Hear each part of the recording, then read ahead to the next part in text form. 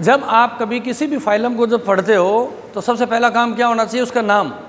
जैसे प्रोटोजोआ, प्रोटोज और जून से बना है। प्रोटोज का मतलब होता है प्रारूपिक होता है, टिपिकल होता है, और जून का मतलब एनिमल होता है, यानी सबसे सरलतम प्रकार के जंतु। पोरीफेरा, पोर प्लस फेरा, पोर का मतलब क्या होता है, छिद्र होता है, जिनके शरीर में बहुत सारे छिद्र होते हैं, इसलिए उनका होता है पोरीफेरा।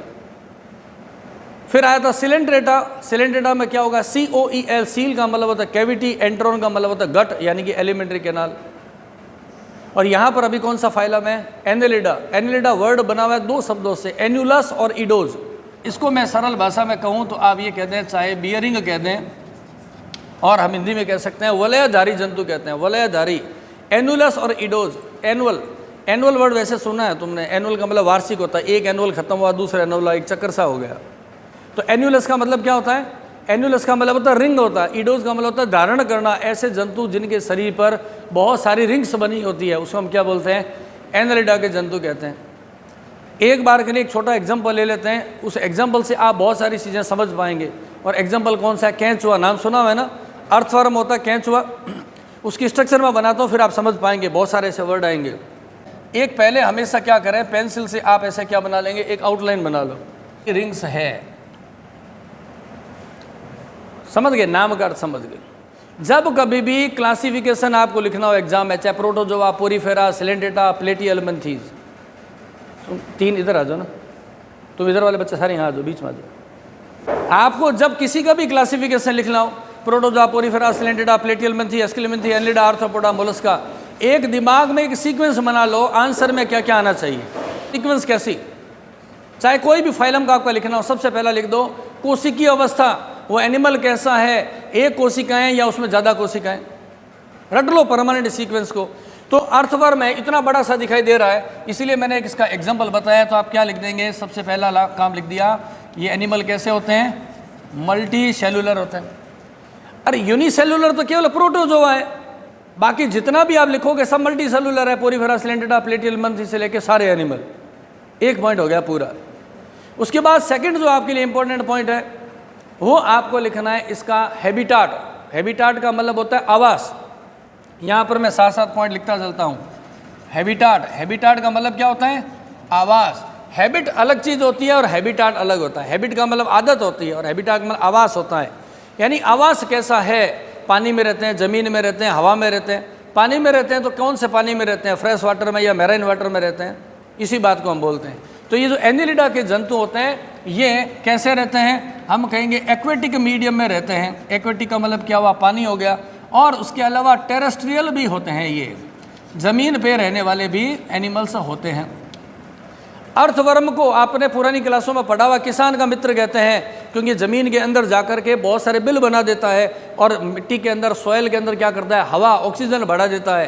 तो अंडरस्टूड बात है, रटने की बात है नहीं। कैंचुआ कहाँ रहता है, टेरेस्ट्रियल एनिमल होता है। जोंक का आपने नाम सुना हुआ है, जिसको हम लीच बोलते हैं। और जोंक क्या होती है, शरीर पर चिपकती है, गायों में चिपक जाती है, इसका मतलब वो भी पानी में नहीं रहती है। नेरीज एक इसका एग्जाम्पल है, जिसके हम डिटेल में स्ट्रक्चर को देखेंगे। उसमें क्या होगा, वो पानी के अंदर रहता है। पानी भी ऐसा नहीं कि मछली की तरह तैर रहे हैं, थुथला पानी जिसको बोलते हैं, शैलो वाटर बोलते हैं। नीचे तो ज़मीन है लेकिन पानी है, पतली परत है, उसके अंदर वो क्रॉलिंग करते रहते हैं। तो इसका आवाज़ के आधार पर ये टेरेस्ट्रियल भी होते हैं और एक्वेटिक भी होते हैं। ये बात होगी इसके हैबिटाट की बात करें। उसके बाद में हमेशा हमें याद रखना है body grade organisation. Body grade organisation की अपने अलग से एक वीडियो बना रखी है, जैसे cellular grade body organisation, tissue grade body organisation, organ grade body organisation. उसकी हम डिटेल में अभी नहीं जाएंगे। अगर यहाँ पर मैं सरल सा कहूँगा इनका बॉडी ग्रेड ऑर्गेनाइजेशन कैसा है, तो हम ये कहेंगे इनमें ऑर्गन टिश्यू सिस्टम है। यानी हम ये कह दो ऑर्गन, इसका बॉडी ग्रेड ऑर्गेनाइजेशन कैसा है, organ system grade, organ system grade body organisation, ऐसा होता है इनका अरेंजमेंट ऑर्गेनाइजेशन। इसका मतलब यह हुआ कि इनके शरीर में बहुत सारे ऑर्गन्स होते हैं और वो सारे ऑर्गन्स मिलके क्या बना लेते हैं, सिस्टम बना लेते हैं। हमारे शरीर में भी क्या है, डिफरेंट डिफरेंट ऑर्गन है। जैसे ईसोफेगस एक ऑर्गन है, आमास है, स्टोमक ऑर्गन है, इंटेस्टाइन ऑर्गन है, सारे मिलके तो क्या बन गया, डाइजेस्टिव सिस्टम बन गया। अमीबा में तो नहीं हो सकता, अमीबा तो है ही एक कोशिका का, तो कौन सा होता है, सेलुलर ग्रेड बॉडी ऑर्गेनाइजेशन उसके अंदर होता है। तो ग्रेड का मतलब ये, डिटेल अलग वीडियो बना रखी है, वो आप उसमें आप देख लीजिएगा। ये सीक्वेंस हर एक क्लासिफिकेशन में लिखनी है। पहला सेलुलर कंडीशन, फिर हैबिटाट लिखोगे, तीसरे नंबर पर क्या लिखोगे, कौन सा ग्रेड की बॉडी है उसको अब लिखेंगे। उसके बाद देखें अगला पॉइंट जो वेरी इंपॉर्टेंट आएगा, वो हमेशा हमें लिखना है इसकी सिमेट्री के बारे में। क्या लिखना है? सिमेट्री के बारे में। पहले मैं बता देता हूँ इसमें सिमेट्री कौन सी होती है। इसमें सिमेट्री होती है बाईलेटरल सिमेट्री होती है, द्विपार्श्व क्या होती है, द्विपार्श्व सममिति होती है। सिमेट्री को हिंदी में कहते हैं सममिति। सम का मतलब समान और मिति, मिति का मतलब होता है नापना, मापन। अगर किसी जंतु को, ध्यान से सुनिए, अगर किसी जंतु को केवल एक अक्ष से काटने पर दो बराबर भाग बनते हैं तो उसे हम बोलते हैं द्विपार्श्व सममित। जैसे मानव, हमारे पीछे क्या है, डोर्सल साइड है, आगे वेंट्रल साइड है, और ये साइड वाली लेटरल साइड है। डोर्सल एक है, वेंट्रल एक है, लेटरल कितनी है, हमारे पास दो है। अगर किसी इंसान को बीच में से काट दें तो दो हिस्से बन जाएंगे, बराबर बन जाएंगे। कौन से दो हिस्से? इधर का लेटरल और उधर का लेटरल। लेटरल कितने हो गए? दो, तो नाम क्या हो गया, बाईलेटरल। और सिमेट्री यानी कि समान है, सममिति हो गया। समझ गए? अब सिमेट्री की एक अलग से वीडियो और बना रखी है, अब उसको वहाँ देखना पड़ेगा। इसीलिए मैं कहता हूँ जब आप पूरे इस सिलेबस को करते हो, पहले की जो 5 वीडियो उसको ज़रूर देखें। उसमें डाल रखा है बेसिस ऑफ एनिमल क्लासिफिकेशन, उसमें डिटेल बता रखा है असममित क्या होते हैं, radial symmetrical, by radial symmetrical, bilateral symmetrical, वहाँ देखेंगे। तो यहाँ हमने कहा ये एनिमल कैसे होते हैं, बाईलेटरल सिमेट्रिकल होते हैं। ये सभी में ध्यान रखना है। एक और वेरी इंपॉर्टेंट पॉइंट आ रहा है, वो है fate of blastopore. Fate of blastopore. अब ब्लास्टोपोर क्या है, कंफ्यूज हो जाओगे। वैसे 12th में तुमने पढ़ा हुआ है पहले से, गैस्ट्रुला नाम सुना है। जब प्रजनन होता है, शुक्राणु और अंडाणु मिलते हैं तो जाइगोट बनता है, जाइगोट से ब्लास्टुला बनता है, ब्लास्टुला से गैस्ट्रुला बनता है। एक बार आउटलाइन बताता हूँ, अगेन बता रहा हूँ, पुरानी वीडियो जरूर देखें वरना आप कंफ्यूज होते रहेंगे। देखिए गैस्ट्रुला क्या होता है, एक ऐसी एम्ब्रियोनिक स्टेज है जो कि ट्रिपल लेयर्ड होती है। उसमें 3 स्तर पाए जाते हैं। सबसे बाहर की ओर होता है एक्टोडर्म, फिर मीजोडर्म, देन होता है एंडोडर्म। ये आपने पढ़ा हुआ है। ये है गैस्ट्रुला। ये कौन सी अवस्था है, ये है गैस्ट्रुला। यहाँ पर सबसे बाहर की ओर इसमें क्या होता है, एक्टोडर्म। सेंटर में क्या होता है, मतलब बीच में मीजोडर्म, और अंदर मैंने वाइट बनाया, ये क्या है, एंडोडर्म है। और यहाँ पर इसमें एक कैविटी है, उस कैविटी का नाम है आर्केंट्रॉन। आर्केंट्रॉन यानी कि भ्रूण की आहार नाल है आर्केंट्रॉन। ये बाहर किससे खुल रही है, ब्लास्टोपोर छेद के द्वारा खुल रही है। ये वाला जो छेद है इसका नाम क्या है, ब्लास्टोपोर है।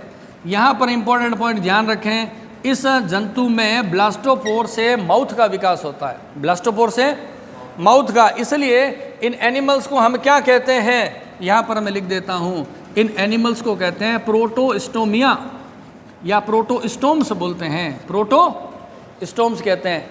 नाम खुद समझो, प्रोटो का मतलब होता है पहले और स्टोम का मतलब क्या होता है, माउथ। एलिमेंट्री कैनाल के कितने पोर होते हैं, एक ऊपर माउथ होता है और बैक साइड में क्या होता है, एलिमेंट्री कैनाल एंड में एनस। 2 ही ओपनिंग होती है, ऊपर माउथ और नीचे एनस। बात ये आती है पहले क्या बना था, माउथ बना था या एनस। इसके आधार पर 2 नाम हो गए, प्रोटो स्टोम। प्रोटो का मतलब आप सरल भाषा में समझो पहले, स्टोम का मतलब मुख हो गया, यानी पहले क्या बना था, मुख बना था, तो प्रोटोस्टोम। दूसरा इसका अपोजिट होता है ड्यूटेरोस्टोम। ड्यूटेरो को इंग्लिश में कहते हैं लेटर और हिंदी में कहते हैं बाद में, और स्टोम का मतलब माउथ। ड्यूटेरोस्टोम लेटर माउथ, यानी कि मुख कहाँ बनेगा, बाद में। तो पहले क्या बना, एनस। यानी वे जंतु जिसमें ब्लास्टोपोर से माउथ बनता है उन्हें क्या बोलते हैं, प्रोटोस्टोम, और जिसमें ब्लास्टोपोर से एनस बनता है उसे हम क्या कहेंगे, ड्यूटेरोस्टोम। अब पूरे किताब का सिलेबस का ध्यान रखना, इकाइनोडर्मेटा और उसके बाद के सारे एनिमल्स ड्यूटेरोस्टोम। इकाइनोडर्मेटा और उसके बाद के सारे एनिमल ड्यूटेरोस्टोम। तो इकाइनोडर्मेटा से पहले के सारे एनिमल प्रोटोस्टोम। अब देखो कितने पॉइंट याद हो गए आपको। सिलेंटेटा में कहते हैं प्लेटी एलमेंथी, एस्केल एलमेंथी, एनिलिडा, आर्थ्रोपोडा, मोलस्का, इन सब के बारे में पढ़ोगे। हर एक में यहाँ पर पॉइंट क्या आएगा, फिक्स। कौन सा, प्रोटोस्टोम। अब एग्जाम में मोलस्का पूछ ले तब भी यही लिखोगे, ये क्या होंगे, ब्लास्टोपोर से इसमें माउथ बनता है, ये चित्र बना क्या होगे। एनिलिडा में भी, आर्थ्रोपोडा में भी, मोलस्का में। यानी कि इकाइनोडर्मेटा से पहले जितने भी हैं उन सभी में ये क्या होगा, कॉमन पॉइंट होगा ना। बहुत सारी चीज़ें तो कॉमन है, आप ऐसे ही परेशान होते हो। देखो मल्टी सेलुलर, प्रोटोजोआ के बाद वाले सारे क्या है, मल्टी सेलुलर है। ऑर्गन ग्रेड बॉडी ऑर्गेनाइजेशन, अगर मैं को एनिलिडा से पकड़ लूँ तो उसके बाद ये सारे ऐसे ही हैं, Annelida, arthropoda, mollusca, Echinodermata, fish, amphibian, reptile, सब में कौन सा है, ऑर्गन सिस्टम वाला है, तो कॉमन हो गया ना सबका। सिमिलर आगे सिमेट्री, एनिलिडा से शुरू कर लो, उसके बाद के most of the animals bilateral symmetrical है, मोस्ट ऑफ, कुछ अपवाद है। ब्लास्टोपोर मैंने बता ही दिया आपको, मोलस्का तक के, तो ये कॉमन पॉइंट्स हैं। ऐसा नहीं है कि अभी इस टॉपिक को मेरे से समझ रहे हो तो केवल आप एनिलिडा पढ़ रहे हो, साथ में कंपैरिजन करते हुए दूसरी चीज़ें भी आपको समझना जरूरी है। अब बात आती है एक और वेरी इंपॉर्टेंट पॉइंट, और वो है number of germ layers. Number of germ layers, germ layers कौन सी होती है, ये तो मैंने वैसे आपको पहले ही बता दिया। एम्ब्रियो में कितनी बॉडी पे स्तर होते हैं, एम्ब्रियो की बॉडी पे कितनी लेयर्स होती है, यहाँ मैंने पहले ही बता दिया, एक्टो, मीजो और 3 है। इसलिए ऐसे एनिमल्स को क्या बोलेंगे, ट्रिप्लोब्लास्टिक, ट्रिपल, समझ गए, तो नाम क्या हो गया, ट्रिप्लोब्लास्टिक एनिमल्स होते हैं। अब यहाँ पे भी कॉमन पॉइंट बता देता हूँ, प्रोटोजोआ छोड़ दो क्योंकि एक कोशिका है, पोरीफेरा में 2 डिप्लोब्लास्टिक, सिलेंटेटा में 2 डिप्लोब्लास्टिक, तो प्रोटोजोआ, पोरीफेरा, सिलेंटेटा, उसके बाद सुनना, platyhelminthes, aschelminthes, annelida, arthropoda, mollusca, echinodermata, hemichordata, urochordata, सारे एनिमल कैसे हैं, ट्रिप्लोब्लास्टिक। समझ आ रहे हैं, ये जो टॉपिक समझा रहा हूँ एनिलिडा नहीं है, ये आगे का भी समझ लोगे तो साथ साथ में वो टॉपिक भी तैयार होते जाएंगे। कब कहा मैंने, किसके बाद में, प्लेटी हेलमिंथीज के बाद वाले, प्लेटी हेलमिंथीज को शामिल करते हुए, बाद का मतलब तो ये नहीं सुनो इसको छोड़ दें आप, प्लेटी हेलमिंथीज और उसके बाद के सारे कैसे होंगे, ट्रिप्लोब्लास्टिक होंगे। अब एग्जाम में मान लेते हैं एमसीक्यू में प्रश्न आ गया कि which one of the following animal is the first triploblastic animals है, जंतु जगत में प्रथम त्रिस्तरीय जंतु कौन से हैं, प्लेटी हेलमिंथीज के जंतु, पहला वही थे, उसके बाद में सारे, समझे। तो अब ये पॉइंट कॉमन हो गया ना, प्लेटी हेलमिंथीज, एस्केलेलमंथीज, एनिलिडा, आर्थ्रोपोडा, मोलस्का। जब मैं आर्थ्रोपोडा की भी जो आपको समझाऊंगा तो आपको दिमाग में मान के चलना है, ये पॉइंट तो आएगा आर्थ्रोपोडा में, मोलस्का में भी आएगा, इकाइनोडर्मेटा में भी आएगा। सिमिलरली ये पॉइंट आ गया प्लेटी हेलमिंथीज में, एनिलिडा में, आर्थ्रोपोडा में आएगा और मोलस्का में, कॉमन है ना, तो इसको अलग अलग टॉपिक समझना नहीं है। आज के टॉपिक को जितना बढ़िया पढ़ोगे आगे के टॉपिक उतने ही क्या होंगे, सरल होते जाएंगे। तो देखो कितने पॉइंट्स आपके पास में हो गए, बहुत सारे पॉइंट हो गए हैं आपके पास में। अब आ गया देखिए, मल्टी सेलुलर हो गया, हैबिटाट हो गया, ऑर्गन सिस्टम, सिमेट्री हो गया, फेट्स हो गया, नंबर ऑफ लेयर आ गया। इसके बाद में बहुत सारे पॉइंट लिखने हैं, सारे सिस्टम के बारे में भी लिखेंगे, तभी मैंने कहा पॉइंट ध्यान रखो, हर एक में क्या पॉइंट है, digestive system, respiratory system, excretory system, nervous system, reproductive system, वो सब आगे पॉइंट चलते रहेंगे। और हर एक में फाइल में यही आपको पॉइंट्स है बराबर चलाते रहना है। लुकोमोटरी ऑर्गन, गमन कैसे होता है वो लुकोमोटरी ऑर्गन के अंदर आता है। चलिए, यहाँ एनिलिडा को नाम देने वाले साइंटिस्ट कौन से थे, लेमार्क थे। लेमार्क नामक साइंटिस्ट ने एनिलिडा को एनिलिडा नाम दिया था, इनका नाम देने वाले साइंटिस्ट है। डाइजेस्टिव सिस्टम, इसका पाचन तंत्र कैसा होता है, पाचन तंत्र, पहले मैं कुछ वर्ड लिख देता हूं, हम कहेंगे इसका पाचन तंत्र कंप्लीट होता है। कंप्लीट डाइजेस्टिव सिस्टम का मतलब क्या है, जिसका डाइजेस्टिव सिस्टम यानी कि एलिमेंट्री कैनाल माउथ से लेके एनस तक एक्सटेंडेड होती है, तो उसको हम क्या बोलते हैं, कंप्लीट एलिमेंट्री कैनाल है। समझा ये बात, मैंने आपको पहले ही कहा था कि मेरे बोर्ड पे जो लिखा हुआ है सारा सेल्फ एक्सप्लेनेटरी है, वो खुद बोल रहा है डाइजेस्टिव सिस्टम कंप्लीट, इसका मतलब क्या हुआ, माउथ से एनस, इसलिए आपको कोई भी मीडियम हो फर्क नहीं पड़ने वाला है। अब इसको डिटेल में समझने के लिए मैं आपको इस अर्थवर्म का ये जो कैच हुआ है इसकी एलिमेंट्री कैनाल को समझाऊंगा। बाकी सब एनिमल में क्या होगा, थोड़ा थोड़ा वेरिएशन होगा, इतनी बात है। तो देखो अगेन ये फिर आपके प्रैक्टिकल में भी है, अर्थवर्म का एलिमेंट्री कैनाल, उसका डाइसेक्शन करना तुम्हारे सिलेबस में है, तो वहाँ पे आपको प्रैक्टिकल में भी है, डायग्राम बनाना पड़ेगा जो आगे मैं बना रहा हूँ। देखो अर्थवर्म की एलिमेंट्री कैनाल बनाना हो तो आपको क्या करना है, अगेन जो मैं हमेशा कहता हूँ, पहले आप एक सीधी सी लाइन में बना लें, एक रफ सी, ये एक रफ लाइन बना लिया है हमने, मान लिया कि इसको लगभग इतने साइज़ का रखना है, हो गया। सबसे आगे क्या बनाया है, माउथ। देखते हैं आप इसके पार्ट कौन सा है, ये वाला माउथ हो गया। उसके बाद में क्या आता है, बक्कल कैविटी और फेरिंग्स। डायग्राम की बार बार प्रैक्टिस करोगे तो टाइम नहीं लगेगा, चाहे आप घड़ी देख करके आप चेक कर लें। उसके बाद में क्या आ गया, ईसोफेगस। ईसोफेगस के बाद में इसमें आएगा गिजार्ड। फिर ये क्या हो गया, इसका स्टोमक। और उसके बाद में यहाँ से शुरू हो रहा है इसकी एलिमेंट्री कैनाल, इंटेस्टाइन का पार्ट, ये आ गया यहाँ पे। अब यहाँ पर मैं क्या करता हूँ, ऐसे बना दूँ, क्योंकि पूरा सेगमेंट तो 120 है, ठीक है ना। यहाँ पर ये मैंने सेगमेंट क्या बनाया, एक्सटेंडेड है, यानी इसके बीच में बहुत सारी चीज़ें हैं। अब वेरी इंपॉर्टेंट है अर्थवर्म की एलिमेंट्री कैनाल को समझना, इसीलिए मैंने इसको एक रोल मॉडल के रूप में एनिलिडा की एलिमेंट्री कैनाल को समझाने के लिए काम में लिया है, ठीक है ना। यहाँ पर देखेंगे आप, ये होगी इसकी एलिमेंट्री कैनाल। इंपॉर्टेंट क्यों है, इसमें आपको हर सेगमेंट का नाम याद रखना पड़ेगा। ये कॉम्पिटिटिव एग्जाम में भी आता है, प्रैक्टिकल में और थ्योरी में भी आएगा कि इसका माउथ कहाँ होता है। तो हम क्या कहेंगे, इसका माउथ होता है नंबर 1, मतलब पहले खंड में होता है। माउथ के बाद में क्या है, मुख गुहा, जिसे हम क्या बोलते हैं, बक्कल कैविटी कहते हैं। ये कहाँ पर आ गई है, 2 नंबर सेगमेंट में आ गया। 2 से 3 के अंदर ये फैली रहती है। बक्कल कैविटी कहाँ होती है, दूसरे और तीसरे सेगमेंट में। फिर यहाँ पर क्या आ जाती है इसमें स्ट्रक्चर, उसको हम क्या बोलेंगे, फेरिंग्स। फेरिंग्स कितने नंबर में, 4 नंबर में। और उसके बाद देखें आगे से, यहाँ से लेके यहाँ तक का पार्ट, इसको हम बोलते हैं ईसोफेगस। देखिए सारे वही नाम है जो हमारे शरीर में भी होते हैं। कौन से सेगमेंट में ईसोफेगस, 5 से 7, ये रटना पड़ेगा आपको, इसमें आगे पीछे करने से टेक्निकली गलत हो जाएगा। और एक ये वेरी इंपॉर्टेंट पार्ट है, इसका नाम है गिजार्ड, और ये होता है 8 नंबर सेगमेंट में होता है। और ये वेरी इंपॉर्टेंट क्यों है, अर्थवर्म कहाँ रहता है, ज़मीन के अंदर, मिट्टी को खाता है। जैसे गाय वगैरह बांधते हैं, वहाँ की मिट्टी कैसी होती है, ब्राउन कलर की होती है ना, डेड ऑर्गेनिक मटेरियल होता है, ह्यूमस होती है, उस मिट्टी को खाता है। फिर मिट्टी के कण आ गए, तो इसमें ये चक्की है, चक्की में अनाज पीसते हैं वैसे, ठीक है ना। इसमें हार्ड क्या होते हैं, काइटिन के लेयर होती है, जिससे भोजन को पीसा जाता है। तो हम ये कहेंगे इसका काम क्या है, तो हम कहेंगे ग्राइंडिंग करना है। क्या काम है इसका, ग्राइंडिंग करना, पीसना, भोजन के कणों को और बारीक करना। गिजार्ड के बाद देखो वेरी इंपॉर्टेंट पॉइंट कौन सा आ रहा है, ये वाला, ये है इसका आमाशय, स्टोमक। और स्टोमक इसका कहाँ तक फैला हुआ है, वो फैला हुआ है, देखिए 8 में ये आ गया, 9 से लेके 13 सेगमेंट तक। और आमाशय के बाद में क्या आती है, इंटेस्टाइन। हमारे शरीर में भी वही है, इंटेस्टाइन होती है, ये आगे इंटेस्टाइन। इंटेस्टाइन कहाँ से शुरू है, 14 नंबर सेगमेंट से शुरू होकर के एंड सेगमेंट तक। कहाँ तक है, एंड सेगमेंट तक।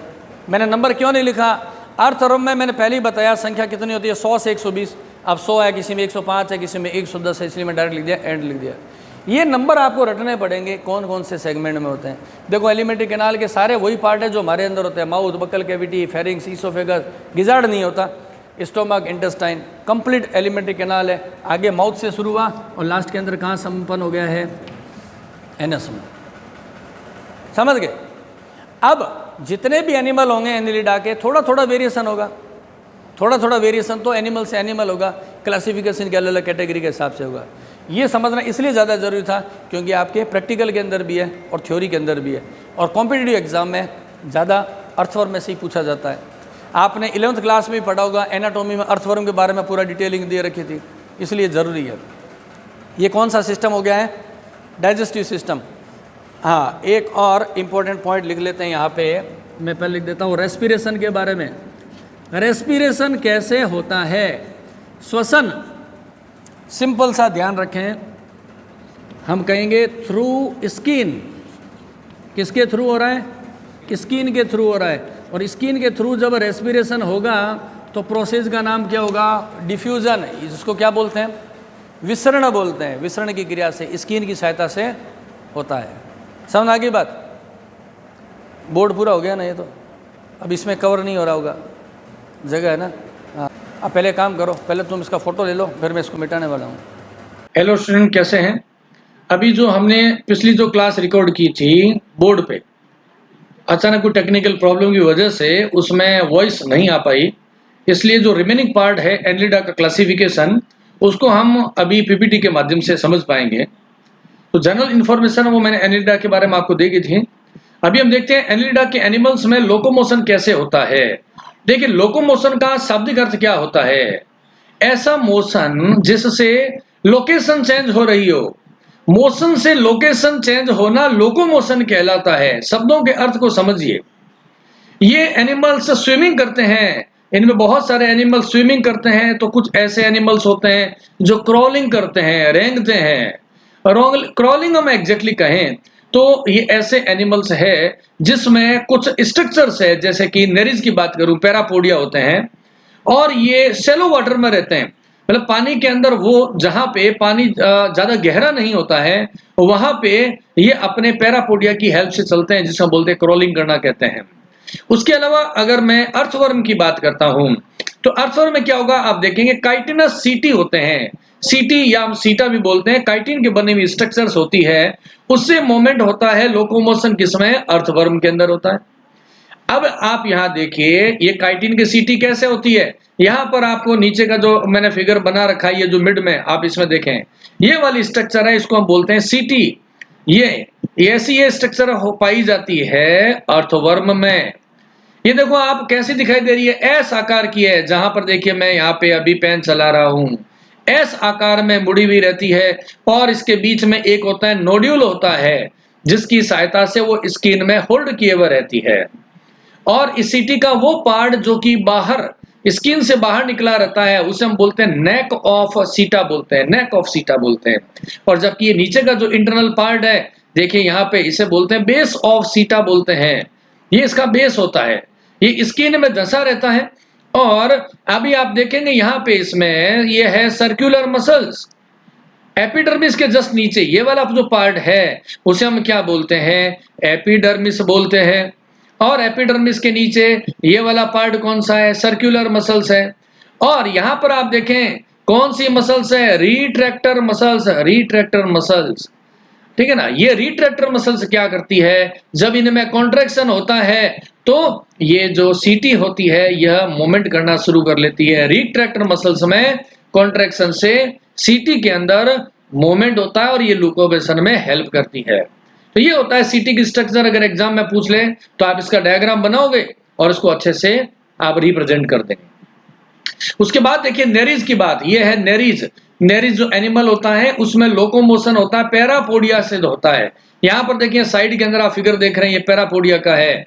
इस पैरापोडिया में आप देखें, अगर देखिए एग्जाम के अंदर आपको डायग्राम ड्रॉ करना आना चाहिए, बार बार प्रैक्टिस करेंगे, इसीलिए मैं आपको इस पावर पॉइंट प्रेजेंटेशन में भी यहाँ पर आप देखते हैं हमेशा कि मैं कुछ न कुछ डायग्राम है उसको ड्रॉ करता रहता हूँ। देखिए कितनी देर लगती है, बहुत कम समय लगता है, अगर आपने बार बार डायग्राम की प्रैक्टिस कर रखी होते हैं तो यहाँ पर देखिए ये है इसका पैरापोडिया, और पैरापोडिया के दो पार्ट होते हैं। यहाँ पर देखिए मैं लाइन खींच देता हूँ, ये इसका हाफ पार्ट हो गया। इसका जो अपर पार्ट होता है उसे बोलते हैं नोटोपोडियम। सब कुछ लिखा हुआ है स्लाइड में, आपको पढ़ना है ध्यान से। नोटोपोडियम, और नीचे का पार्ट है उसे बोलते हैं न्यूरोपोडियम। यानी ये वाला पार्ट मैं लिख रहा हूँ, शॉर्ट में लिख देता हूँ नोटो, ये क्या है? ये वाला पार्ट है नोटोपोडियम होता है। और ये नीचे का जो पार्ट है इसे हम बोलते हैं न्यूरोपोडियम बोलते हैं, न्यूरोपोडियम। ये इसके दो पार्ट होते हैं। और यहाँ पर देखिए इससे बहुत सारे एक फाइबर लाइक स्ट्रक्चर निकली रहती है। यहाँ पे बहुत सारी फाइबर लाइक स्ट्रक्चर निकली रहती है। ऐसा होता है पैरापोडिया। नेरिज में लोकोमोशन होता है पैरापोडिया। नेरिज खुद अपने आप में बहुत इंपॉर्टेंट एनिमल है, इसकी डिटेल में भी आपको समझाऊंगा, बनते रहे साथ में। फिर आ गया, हम लीच की बात कर रहे हैं। लीच, जिसको हम सामान्य भाषा में क्या बोलते हैं? जोंक बोलते हैं। देखो आपने देखा हुआ है लीच की स्ट्रक्चर ऐसी होती है, आगे से थोड़ा पतला होता है, बैक साइड से थोड़ा मोटा होता है। यहाँ पर उसमें होते हैं सकर्स, और हम इन सकर्स को क्या बोलते हैं? इन्हें हम बोलते हैं चूसक कहते हैं। इसकी सहायता से ये किसी भी बेस के साथ में चिपक जाता है। तो ये जो सकर होते हैं इनकी हेल्प से लीच में लोकोमोशन होता है। अब अगला पॉइंट देखिए, वेरी वेरी इंपॉर्टेंट है as far as concern about the Annelida. The generally the annelids are called as the tube in tube animals. And what is the mean of the tube in the tube animals? Because its outer appearance is just like the tube like structure. I am drawing a simplified structure of the earthworm. This is the simplified structure of the earthworm. This is the outer skin of the earthworm, and inside the body this tube like structure, that is the alimentary canal, is present. सो ऐसा जो pattern होता है, ऐसे animals को हम क्या बोलते हैं कि इनके बॉडी की अरेंजमेंट कैसा है, तो हम कहते हैं ट्यूब इन ट्यूब। तो जब कभी भी मल्टीपल चॉइस क्वेश्चन में पूछा जाता है कि ट्यूब इन ट्यूब एनिमल किसको रिप्रेजेंट करते हैं, तो हम कहेंगे एनेलिडा के एनिमल्स को ट्यूब इन ट्यूब के फॉर्म में प्रेजेंट करते हैं। अभी देखो नेक्स्ट और इंपॉर्टेंट पॉइंट आने वाला है जिसको समझना है, वो है बॉडी मस्कुलरेचर, यानी कि इसकी बॉडी में मसल्स का अरेंजमेंट क्या होता है। ये जितने भी अर्थवर्म वगैरह होते हैं इनकी बॉडी में मसल्स का अरेंजमेंट कैसा होता है उसे हमें समझना है। तो जगह बना देता हूं, आपने इसको उतार लिया होगा, तो अभी यहाँ पे जो ऑलरेडी मैंने लिखा उसको मैं क्लीन कर देता हूं और अभी हम समझते हैं। देखो अर्थवर्म कैसा होता है, यहां पर मैं अगर बना देता हूं अर्थवर्म को, तो आप जानते हैं कि वो ट्यूबुलर होता है, वर्म है, लंबा है, ऐसा है अर्थवर्म। ये कौन सा एनिमल हो गया, अर्थवर्म। अर्थवर्म एनेलिडा में सबसे फेमस एनिमल होता है। जब कभी भी हम एनेलिडा की बात करते हैं तो अर्थवर्म के बारे में जरूर पढ़ते हैं। फिर मैं क्या करता हूं, इस अर्थवर्म को यहां से काट देता हूं, ऐसा ऐसे ट्रांसवर्स सेक्शन बोलते हैं इसको, टीएस सेक्शन बोलते हैं। तो जब इसका टीएस सेक्शन देखूंगा तो आप देखें यहां पर मैं बना रहा हूं, सबसे बाहर क्या होगा, ये एक सर्कल दिखाई देगा ना। अगर ये ट्यूब लाइक स्ट्रक्चर है तो किसी ट्यूब को आप ऐसे ट्रांसवर्सली काटेंगे तो सेक्शन कैसा दिखाई देगा, आपको वृत्ताकार सर्कुलर सेक्शन दिखाई देगा। और इसमें सबसे बाहर की ओर जो लेयर होती है इसके स्किन की, उसे हम बोलते हैं एपिडर्मिस बोलते हैं। और इस एपिडर्मिस के बाहर की ओर जो लेयर होती है उसे हम क्या बोलते हैं, क्यूटिकल बोलते हैं। यहाँ तो मैं आपको केवल आउटलाइन बता रहा हूं। ये हो गया इसका सबसे बाहर क्यूटिकल, और क्यूटिकल के नीचे ये जो स्ट्रक्चर है उसे हम बोलते हैं एपिडर्मिस बोलते हैं, क्यूटिकल के नीचे। और इस एपिडर्मिस के नीचे क्या है, इस एपिडर्मिस के नीचे है मसल्स। यहाँ पे एपिडर्मिस के नीचे इन मसल्स को कहते हैं सर्कुलर मसल्स। इनका अरेंजमेंट होता है ऐसे, जैसे मैं भी ड्रॉ कर रहा हूं सर्कुलर फॉर्म में। आप इसको, इसका अगर मैं डायग्राम दिखाता हूं आप इस डायग्राम में समझिएगा। यहां पर देखो, यहां पर मैंने क्या लिखा है इस फिगर में, देखें फर्स्ट वाले डायग्राम में, the outer layer of this animal is called as the epidermis, and epidermis is covered by a protective layer that is called as the cuticle। ये यहां पर आप देख पा रहे हैं। इस फिगर को याद रखेंगे तो आपको ये पूरा जो मैं समझाना चाह रहा हूं वह समझ जाएंगे। सबसे बाहर की ओर होता है क्यूटिकल, नंबर में डाल देता हूं 1 नंबर, उसके नीचे होती है एपिडर्मिस। एपिडर्मिस के नीचे चलते हैं, देखिए यहां पे मैं एक और अंडरलाइन बना देता हूं 3 नंबर, ये है सर्कुलर मसल्स, सर्किल के फॉर्म में होती है। और इस सर्कुलर मसल्स की जैसी हमने बात कही तो इसके नीचे की और 4 नंबर पे लेयर कौन सी है, लॉन्गिट्यूडिनल मसल्स है। तो ये, और उसके बाद में सबसे अंदर की ओर क्या है, ये वाला जो पॉइंट है मैं बता रहा हूं, ये है इसकी एलिमेंट्री कैनाल, जिसको हम बोलते हैं आहार नाल बोलते हैं। तो जब कभी भी मस्कुलरेचर की बात की जाती है अर्थवर्म में, तो ये 4 पॉइंट्स आपको याद रखने हैं। कौन कौन सा, क्यूटिकल, उसके बाद epidermis, then circular muscles, then longitudinal muscles. ये इसका अरेंजमेंट होता है। इसको हमने समझ लिया, body musculature. And then very important point, that is the segmentation. ये सेगमेंटेशन क्या है, हिंदी में कहते हैं हम खंडी भवन कहते हैं। हम ऐसा कहते हैं कि अर्थवर्म में ट्रू सेगमेंटेशन होता है। And what is the mean of this true segmentation, again हम इस स्लाइड को पहले क्लीन करते हैं। आपने इन टॉपिक को आप बीच बीच में स्क्रीनशॉट लेते रहें, है ना, उससे क्या होगा कि आपका इजी हो जाएगा। यहां पर देखा हमने कहा, हाँ तो हमने कहा इसमें ट्रू सेगमेंटेशन होता है। ट्रू सेगमेंटेशन क्या है, मैं यहाँ पर पहले 2 छोटे छोटे फिगर बनाता हूं, उससे आप समझ पाएंगे। ये एक एनिमल है, उसकी है एलिमेंट्री कैनाल। आप ध्यान से समझिएगा, बहुत सिंपल है, इसी डायग्राम में समझ जाएंगे। ये है इसकी एलिमेंट्री कैनाल, और ये इस एनिमल की है आउटर यानी इंटेगुमेंट्री सिस्टम कह सकते हैं। ऐसे इसकी बॉडी क्या है, डिफरेंट डिफरेंट सेगमेंट्स आप इसमें देख पा रहे हैं। ये है इसमें different different segment, body segmented है। और दूसरा देखिए मैं यहां पर बना रहा हूं, ये एक एनिमल है जो कि एनिलिडा का है। इसमें ये हो गई इसकी एलिमेंट्री कैनाल हो गई, एलिमेंट्री कैनाल। और यहां पर देखें और आप मुझे कंपेयर करके बताइएगा कि इन दोनों में स्ट्रक्चर में क्या डिफरेंस दिखाई दे रहा है। यहाँ पे इसमें भी क्या है, बाहर की ओर सेगमेंटेशन है। डिफरेंस ये है कि एनिलिडा के एनिमल्स में ये जो सेगमेंटेशन है वो केवल और केवल बॉडी के सरफेस पे नहीं है, ये सेगमेंटेशन बॉडी के अंदर तक यानी कि बॉडी की सिलोम तक है। और we can say the segmentation in the earthworm not only showing at the outer surface but the body coelom is also segmented। ऐसे इसकी क्या हुई है, इसकी जो बॉडी की सिलोम है, बॉडी की सिलोम कौन सी है, हमने कहा एनिलिडा में होती है साइजोसिलोम। ये साइजोसिलोम भी सेगमेंटेड है। पूरी बॉडी की सिलोम कैसी बन गई है, कंपार्टमेंट की तरह बन गई है, जैसे ट्रेन के डब्बे होते हैं वैसे। ये सेगमेंटेशन कहलाता है ट्रू, क्योंकि केवल बाहर से नहीं दिखाई दे रहा, अंदर तक सेगमेंटेशन है। इसीलिए हम इसको क्या बोलते हैं, मेटामेरिक सेगमेंटेशन या मेटामेरिज्म बोलते हैं। जबकि ये मैंने पहला डायग्राम बनाया है, यहां पर देखो सेगमेंट्स कहाँ है, केवल और केवल ऊपर सरफेस में है, इसलिए हम इसे बोलते हैं सुपरफिशियल सेगमेंटेशन कहते हैं, या हम इसको फॉल्स सेगमेंटेशन भी कह सकते हैं। फॉल्स है, झूठे हैं, बाहर से दिख रहा है सेगमेंटेशन लेकिन अंदर की तरफ इसमें सेगमेंटेशन नहीं है, इसलिए हम उसको कहेंगे सुपरफिशियल सेगमेंटेशन। और जबकि एनिलिडा में कैसा होता है, ट्रू सेगमेंटेशन होता है। बात आप समझ चुके हैं, ये बात हुई। नेक्स्ट पॉइंट आ रहा है बॉडी सिलोम। बहुत सरल होता है, इसमें बॉडी सिलोम कैसी होती है, बॉडी सिलोम होती है वास्तविक बॉडी सिलोम होती है। अब ये बॉडी सिलोम है, उसका वास्तविक का मतलब क्या हुआ, पहले मैं सिलोम के बारे में बताता हूं, इसमें साइजोसिलोम इसका नाम क्यों रखा गया है। देखो सबसे पहले मैंने बताया इसकी शरीर में सबसे बाहर की ओर कौन सी लेयर है, एक्टोडर्म। सभी एनिमल्स में होती है, बाहर की तरफ एक्टोडर्म ही होती है।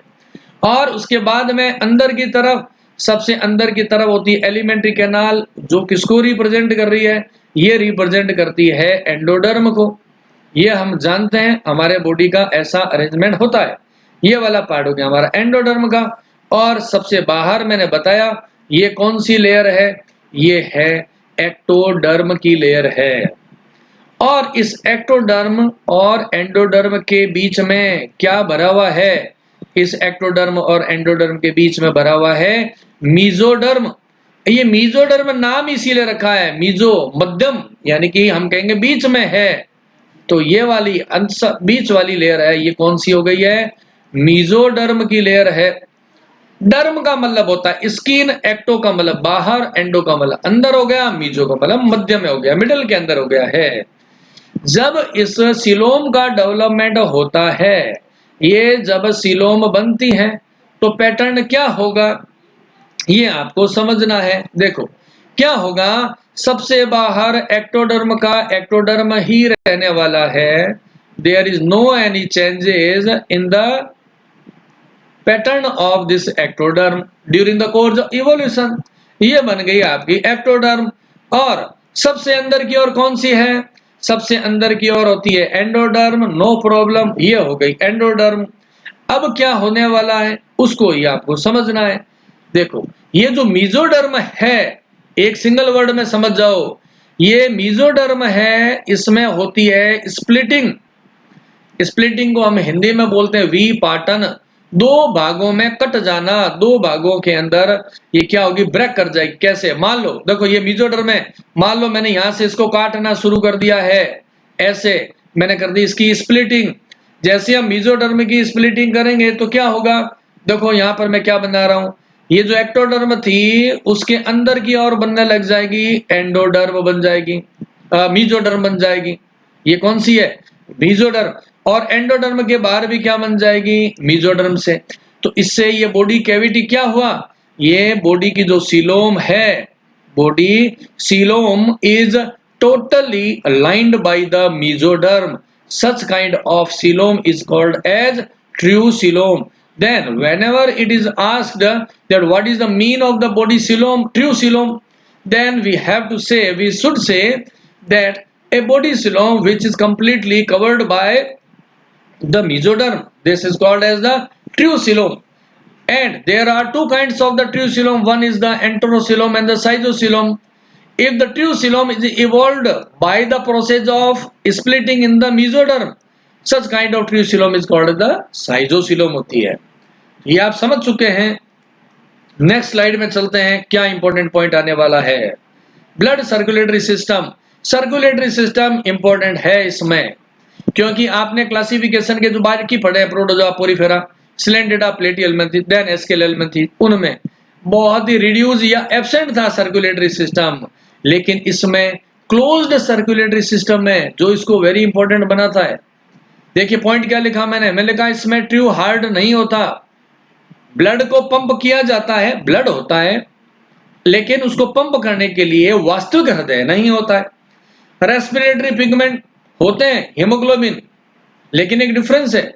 हमारे शरीर में हीमोग्लोबिन आरबीसी यानी कि ब्लड सेल में रहता है, जबकि इनका कहाँ रहता है? प्लाज्मा में. ये इसका डिफरेंस है. और इसका जो ये रेस्पिरेटरी पिगमेंट है, इसे हम क्या बोलते हैं? इरिथ्रोक्रुओनिन बोलते हैं. एक बार के लिए मैं एक जनरल बता देता हूं, आउटलाइन. बाकी तो आप जब अर्थवर्म को पढ़ेंगे तो उसमें आप डिटेल में समझेंगे. देखो अर्थवर्म में क्या होगा, सबसे यहाँ पर मैं एक बार उसकी एलिमेंट्री कैनाल बना देता हूं. ये इसकी एलिमेंट्री कैनाल होती है, ऐसी होती है. यहाँ पर एक गिजार्ड होता है. मैं ऑलरेडी आपको डाइजेस्टिव सिस्टम में समझा चुका हूँ. यहाँ पर होती है इसकी इंटेस्टाइन. ये हो गई इसकी इंटेस्टाइन हो गई है, और आगे से लेके अब ये लास्ट में एंड पॉइंट तक में फैली रहती है, एक्सटेंडेड रहती है. अब क्या होता है इसमें, मैं कंप्लीट आपको सर्कुलेटरी सिस्टम नहीं बता रहा हूँ, क्योंकि वो तो आपको अर्थवर्म में आप पढ़ेंगे जब एनाटॉमी समझेंगे अर्थवर्म में. यहाँ पे इसकी डोर्सल साइड पे एक मोटी ब्लड वेसल होती है. यहाँ पे एक होती है मोटी ब्लड वेसल जो कि डोर्सल साइड पर होती है, जिसका नाम है डोर्सल ब्लड वेसल. ये जो डोर्सल ब्लड वेसल होती है, ये ब्लड को क्या करती है? पंप करती है. यानी कि किसका काम कर रही है? हम कहेंगे हार्ट लाइक फंक्शन करती है. ये हृदय का काम करती है, ब्लड को पंप करने का काम करती है. इतनी ज्यादा ये प्रोमिनेंट होती है, ये वाली इतनी ज्यादा प्रोमिनेंट होती है कि जब कभी भी आप बाहर से किसी अर्थवर्म को देखोगे, आप अपने किसी माइक्रोस्कोप की भी जरूरत नहीं है, जब आप अर्थवर्म को बाहर से भी देख लोगे तो इसकी डोर्सल साइड पर आपको एक डार्क ब्राउन कलर की, यहां तो मैं ये कलर काम में ले रहा हूं, वास्तव में कैसी होगी?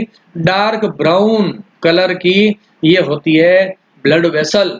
इतनी मोटी होती है, प्रोमिनेंट होती है, और ये हार्ट का काम करती है. समझ गए आप बात को? Next point, next very important point is excretory system. इसका एक्सक्रीटरी सिस्टम कैसा होता है? इनमें किडनी तो नहीं होती है, लेकिन उत्सर्जन के लिए नेफ्रिडिया होते हैं. नेफ्रिडिया देखो जाना पहचाना सा नाम आपको लग रहा होगा, आपने पढ़ा हुआ है नेफ्रॉन. नेफ्रॉन आपने पढ़े हुए. नेफ्रॉन कहाँ होते हैं? किडनी के अंदर होते हैं, वृक्क के अंदर. ये भी आपने पढ़ा हुआ है कि the structural and functional unit of kidney is nephron. और उसी नेफ्रॉन से ही ये वर्ड बना हुआ है नेफ्रिडिया. बायो में बहुत सारी चीजें तो वैसे ही क्लियर हो जाती हैं, अगर आप उनके वर्ड्स को, साइंटिफिक नेम को अगर समझ लो तो बहुत सारी चीजें क्लियर हो जाती है. किडनी में नेफ्रॉन है तो नेफ्रिडिया का रिलेशन किससे हुआ? एक्सक्रीटरी सिस्टम से. One pair in each segment. Earthworm में बहुत सारे सेगमेंट होते हैं, आपने देखे हैं बहुत सारे सेगमेंट बने हुए होते हैं. इन बहुत सारे सेगमेंट से तो हर एक सेगमेंट में ये नेफ्रिडिया होंगे. और ये नेफ्रिडिया है वो होते हैं इसमें 3 टाइप के. यहां पर मैं एक बार के लिए नाम लिख देता हूं, बाकी मैंने अगेन कहा, अभी मैं आपको क्लासिफिकेशन समझा रहा हूं.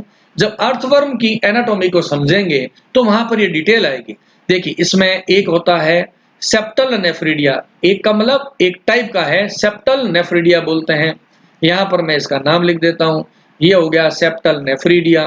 दूसरे टाइप का होता है, उसे हम बोलते हैं फेरेंजियल नेफ्रिडिया. तीसरा जो नेफ्रिडिया है उसे हम कहते हैं इंटेगुमेंटरी, इंटेगुमेंटरी नेफ्रिडिया बोलते हैं। इंटेगुमेंट का मतलब क्या होता है? अध्यावरण, यानी कि हमारा स्किन वाला सिस्टम इंटेगुमेंटरी सिस्टम होता है। तो ये कहाँ होती है? नाम से पता चल गया, इंटेगुमेंट के पास होती है। अब फेरेंजियल कहाँ होती है?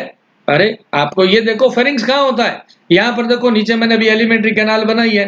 फेरिंग्स कहाँ पर पार्ट है? ये वाला फेरिंग्स है, यहाँ पे ये वाला पार्ट है, इसमें फेरिंग्स का है। लगभग कहूँ तो कहाँ गया? फोर्थ सेगमेंट के पास में। तो अगर कोई पूछ ले फेरेंजियल नेफ्रिडिया कहाँ होता है, तो ये फेरिंग्स के पास ही तो होगा। सेप्टल नेफ्रिडिया, नाम खुद बता रहे हैं, सेप्टम। सेप्टम क्या होता है? जब हमने कहा अर्थवर्म है, ये मान लेते हैं, हमने कहा ये अर्थवर्म है, इस अर्थवर्म की बॉडी होती है सेगमेंटेड, ये होती है सेगमेंटेड, और अर्थवर्म की बॉडी को सेगमेंट करने वाला जो पट है, डिवाइडिंग बैरियर, उसको हम बोलते हैं सेप्टम। इस सेप्टम पर होता है, इसलिए नाम रखा गया सेप्टम नेफ्रिडिया। ये यहाँ पर आप साइड में देखो, एक अपने चित्र बना रखा है, ये वाला, ये क्या है? सेगमेंट है। ये जो राइट साइड में नीचे कॉर्नर में अपने फोटो लगा रखा है, ये डिफरेंट डिफरेंट क्या सेगमेंट्स है। और इस सेगमेंट में देखो ये नेफ्रिडिया है यहाँ पे, और नेफ्रिडिया के आगे कौन सी स्ट्रक्चर है? देखो लिखा हुआ है नेफ्रोस्टोम, और नीचे लिखा है नेफ्रिडियोफोर। तो ये जो नेफ्रोस्टोम होता है वो एक्सक्रीटरी मटेरियल, जो कि अर्थवर्म की बात करूं तो यूरिया होता है। ये नेफ्रोस्टोम ये क्या करता है? इस एक्सक्रीटरी मटेरियल को कलेक्ट करता है, फिर ये ट्यूब लाइक स्ट्रक्चर है, और इस ट्यूब में बहता बहता हुआ ये नेफ्रिडियोफोर से बाहर की ओर इसको रिलीज कर दिया जाता है। ऐसी स्ट्रक्चर होती है। तो यहाँ पर आप देखें, वेरी इंपॉर्टेंट पॉइंट आ रहा है, एक्वेटिक एनिमल्स, एनिलिडा के जो जंतु एक्वेटिक होते हैं, जैसे कि पोलिकीटा और लीच। लीच मतलब जोंक। जोंक के अंदर भी क्या होता है? अमोनिया सीक्रेट की जाती है उत्सर्जी पदार्थ के रूप में, CH3। ऐसे एनिमल्स को हम कहते हैं ammonotelic. The animal that release the excretory material in the form of ammonia is called as the ammonotelic, and that animals which release urea in the form of excretory material, such kind of animals are called as the ureotelic animals. तो आप यहाँ देखें, terrestrial animals हैं, earthworm है, ये कौन सा secret करता है? यूरिया। इसलिए हम इसे क्या बोलते हैं? हम इसको बोलते हैं यूरियोटेलिक बोलते हैं। अब जब कभी भी एग्जाम में बहुत सारे एनिमल्स हैं, एग्जाम्पल एनिलिडा के, आपको पूछे कौन सा एग्जाम्पल अमोनोटेलिक होगा और कौन सा यूरियोटेलिक, आपको कुछ नहीं करना, आपको केवल एक पता होना चाहिए कि वो पर्टिकुलर एनिमल है कहाँ रहता है, टेरेस्ट्रियल कंडीशन में रहता है या एक्वेटिक में, उसे आप समझ जाएंगे। अर्थवर्म का जो यूरिन होता है, एक्सक्रीटरी मटेरियल, उसमें 40% तो होती है यूरिया, 20% होती है अमोनिया, और 40% होते हैं अमाइनो एसिड्स होते हैं। ये इसका हम कहेंगे एक्सक्रीटरी मटेरियल का केमिकल कंपोजिशन होता है। समझ गए आप बात को? Excretory system of nephridia. अभी हम समझेंगे नर्वस सिस्टम। तो पहले अगेन थोड़ा सा स्लाइड को क्लियर करते हैं और फिर हम समझते हैं nervous system of earthworm. Again बार बार मुझे ड्रॉ करना है एलिमेंट्री कैनाल को।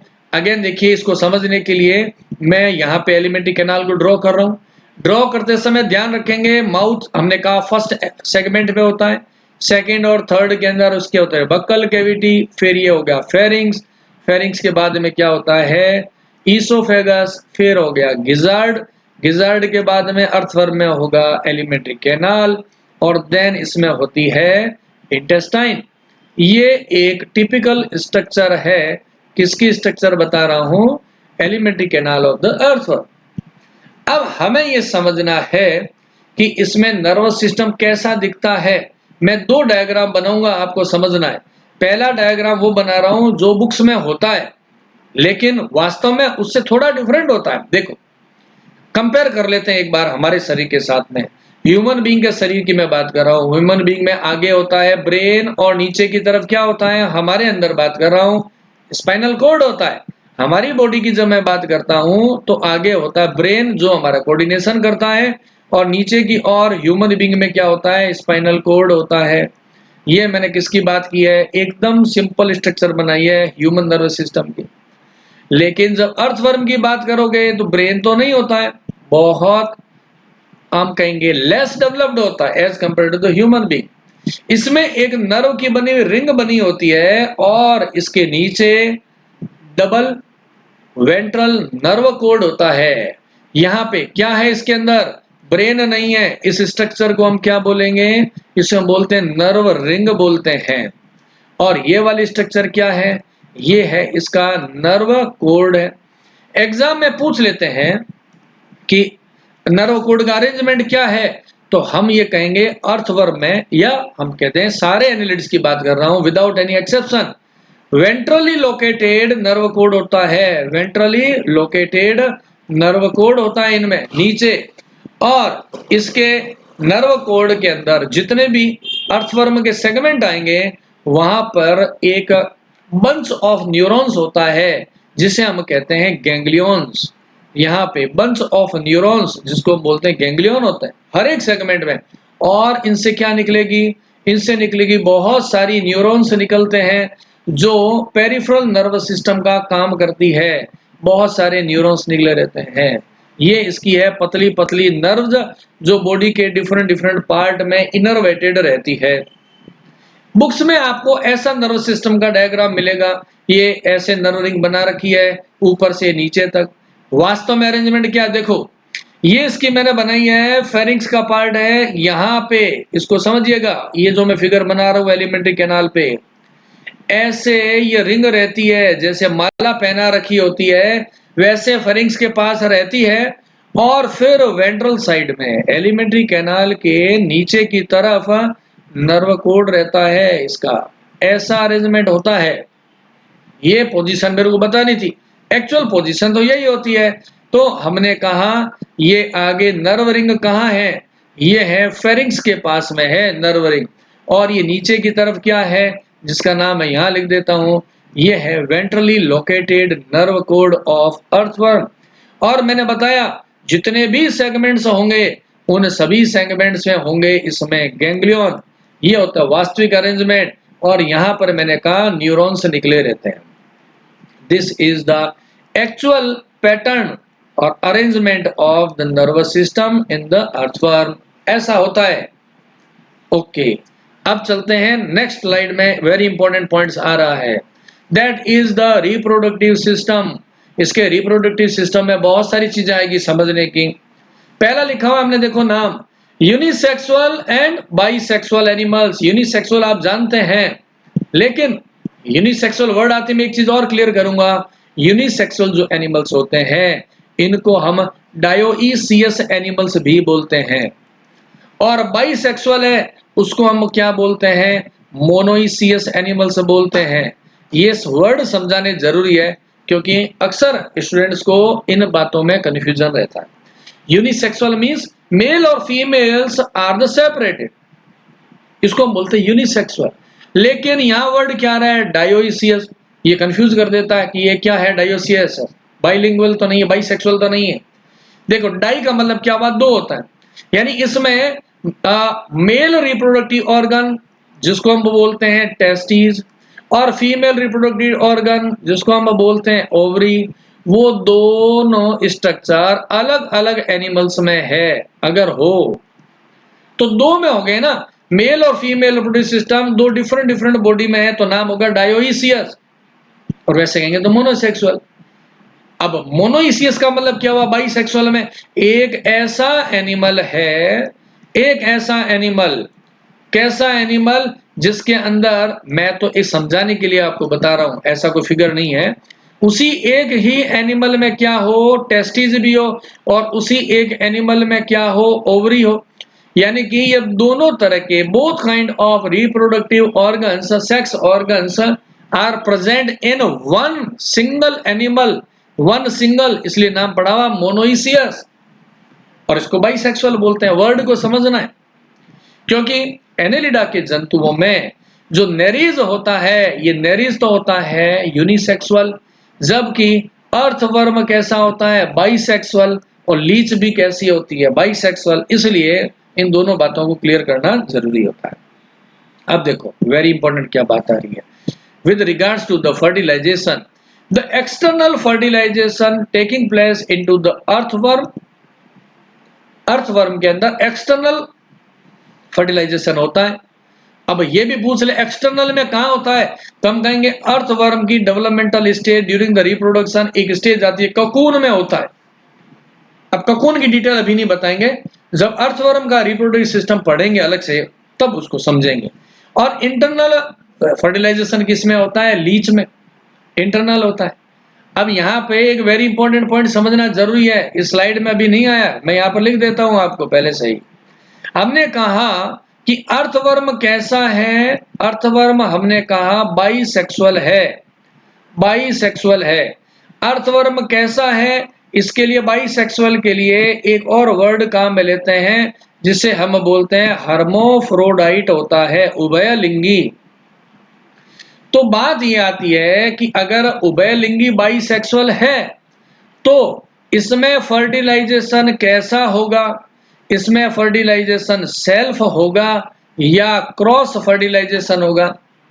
हमें देखने में तो यही लगता है, देखने में क्या लग रहा है कि अगर एनिमल बाइसेक्सुअल है, द्विलिंगी, फिर तो इसमें सेल्फ फर्टिलाइजेशन होता होगा, लेकिन अर्थवर्म में नहीं होता।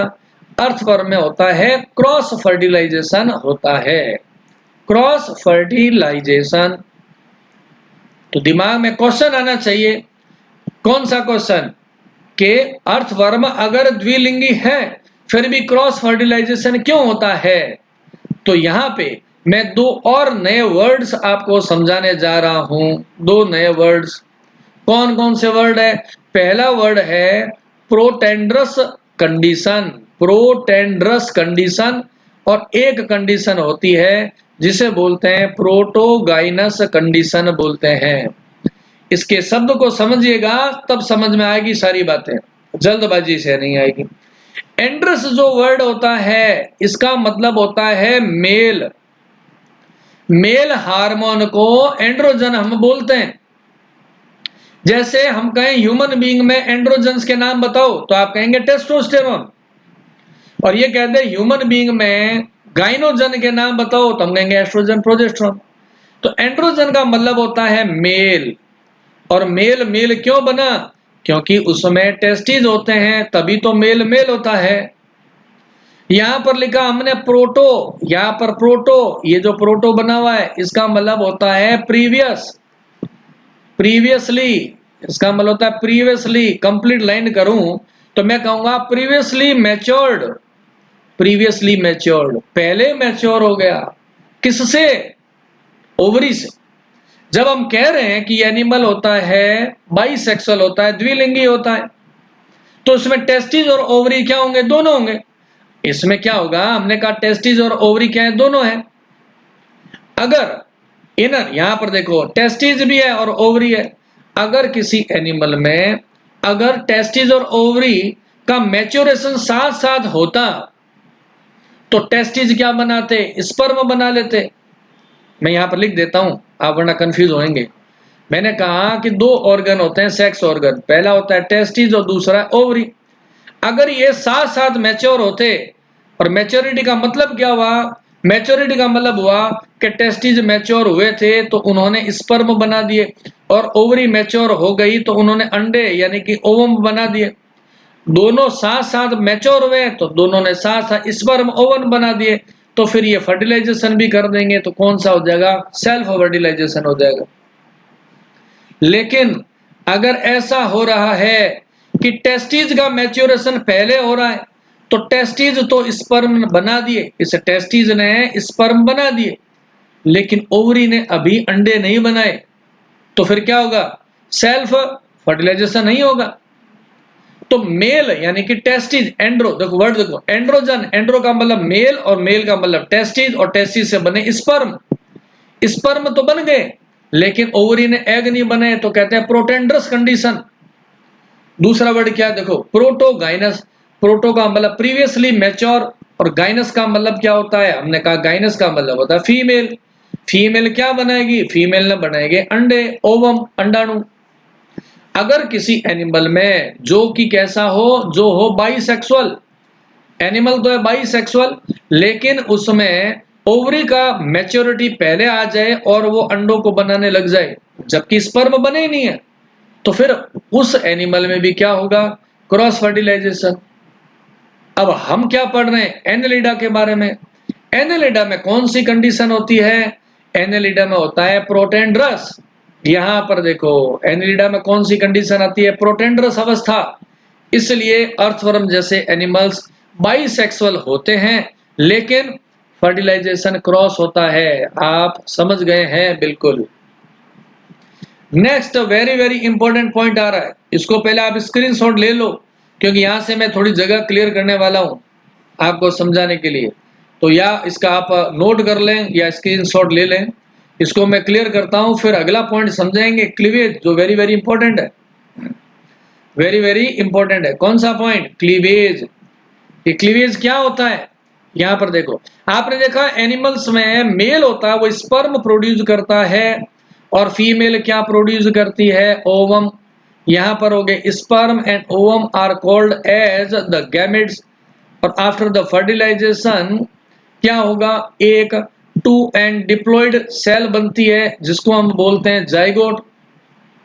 और सेक्सुअली प्रोड्यूसिंग एनिमल्स में क्या होगा, ये जो जाइगोट होता है इसमें डिवीजन होते हैं, सेल डिवीजन होते हैं। ऐसे सेल डिवीजन हुआ तो इस सेल डिवीजन से कितनी सेल्स बन गई है, आप देखें 2 सेल्स बन गई है।